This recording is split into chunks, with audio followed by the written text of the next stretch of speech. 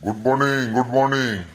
কিরে কেলটো, চোখ বন্ধ করে বসে আছিস কেন? মন টন খারাপ নাকি?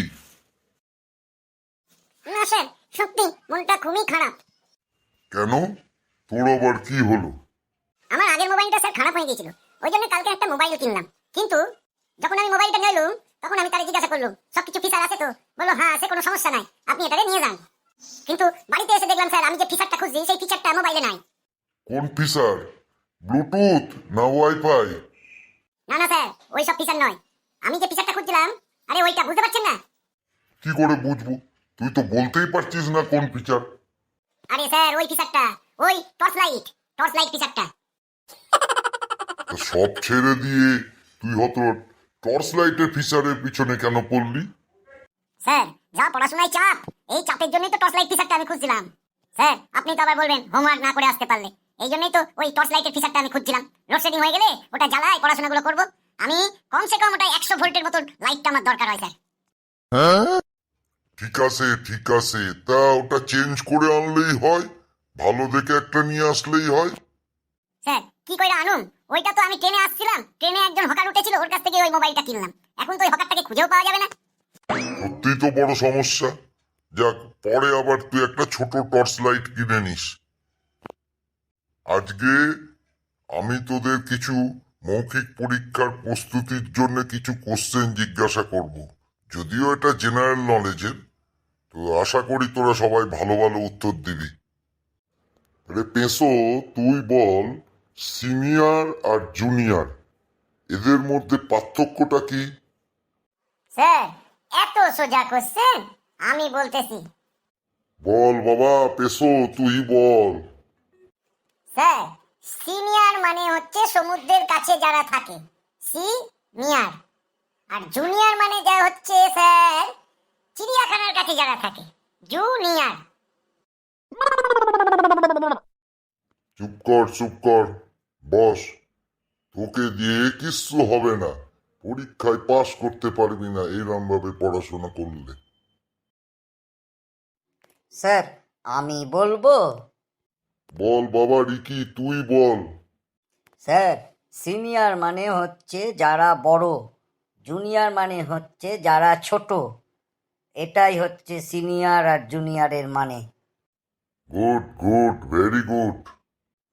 আচ্ছা, এইবারে বল, তোরা বাজারে গেলি, বাজারে গিয়ে দেখলি আলু অল্প বিক্রি হচ্ছে, পেঁয়াজ খুব বেশি পরিমাণে বিক্রি হচ্ছে, কিন্তু তুই আলু কিনে ফেলেছিস। তোর এই মুহূর্তে আর অতটা দরকার নেই। তা তুই কি কিনবি এরপর? স্যার আমি দুটোই কিনবো, খুব বেশি পরিমাণে আলু কিনবো আর খুব কম পরিমাণে পেঁয়াজ কিনবো, কারণ আমরা আলুটা বেশি খাই। এক্ষেত্রে তোমাকে পেঁয়াজটা বেশি কিনতে হবে, কারণ আলু তো অলরেডি তোমার কাছে আছেই। যার কাছে যেটা কম সেটাই নিতে হয়। আচ্ছা পটলা, এবার তুই বল, তোর সামনে একটা টেবিলে এক বস্তা টাকা আর এক বস্তা বুদ্ধি রাখা আছে। বুদ্ধি মানে দিমাগ।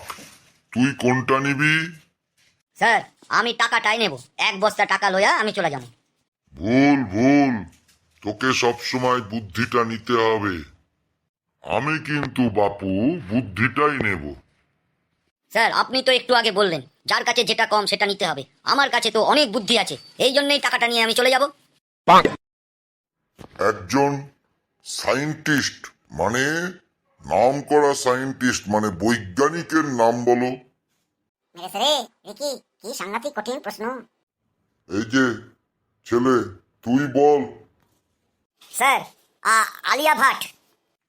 আরে গর্ধ পোতাকার, আলিয়া ভাট আবার কবে তোর সায়েন্টিস্ট হলো?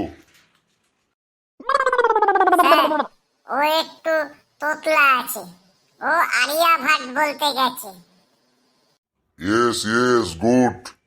আরিয়া ভাট মানে আর্যভট্ট, উনি হচ্ছে আমাদের সায়েন্টিস্ট। আচ্ছা, এইবার বল, এক বছরে কটা রাত্রির হয়?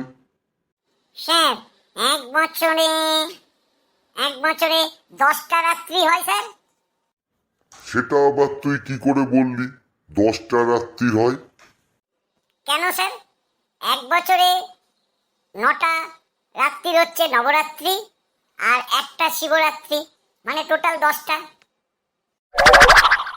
না, আমি তো দেখছি অর্ধেক তোদের নিয়ে পাগল হয়ে যাব। কিচ্ছু পড়াশোনা তোরা করিস না। আমার আজকে লাস্ট প্রশ্ন, দাইয়া তুই বল। মেরেছে রে, স্যার আবার কি কোশ্চেন করে? উল্টো পাল্টা কোশ্চেন করলেই তো মুশকিল। আমন্ত্রণ আর নিমন্ত্রণ এর মধ্যে পার্থক্যটা কি? স্যার এত কঠিন প্রশ্ন? আমার মনে হয় আমন্ত্রণ মানে আম গাছের নিচে দিয়ে আসা, আর নিমন্ত্রণ মানে নিম গাছের নিচে দিয়ে যাওয়া।